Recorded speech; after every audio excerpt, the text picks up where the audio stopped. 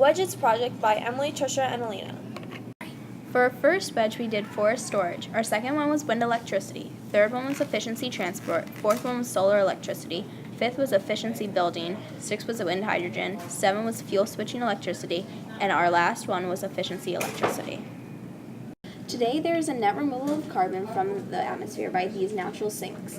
In spite of deliberate deforestation by people that adds between 1 and 2 billion tons of carbon to the atmosphere. Pause it. Okay. One wedge could come from halting deforestation in 50 years. It's very cost efficient, and the only challenges are biodiversity and competing for land use. To gain a wedge of emission savings from wind displacing coal-based electricity, current wind capacity will need to be scaled up by a factor of 10.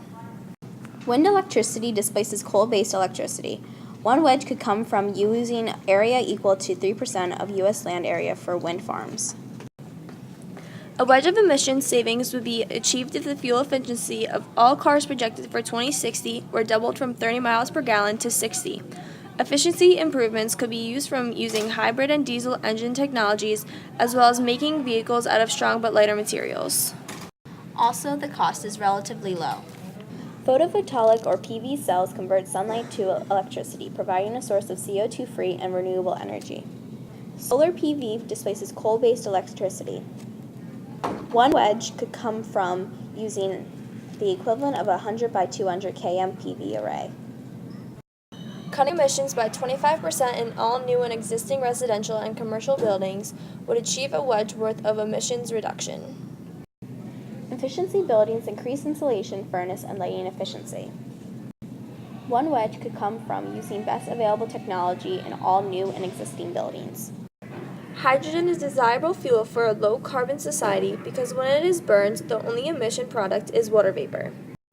One wedge could come from powering half of the world's cars predicted for 2050 with hydrogen.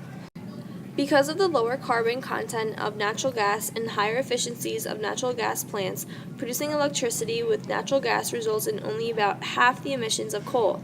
A wedge would require 1,400 large, 1 billion watt natural gas plants displacing similar coal electric plants.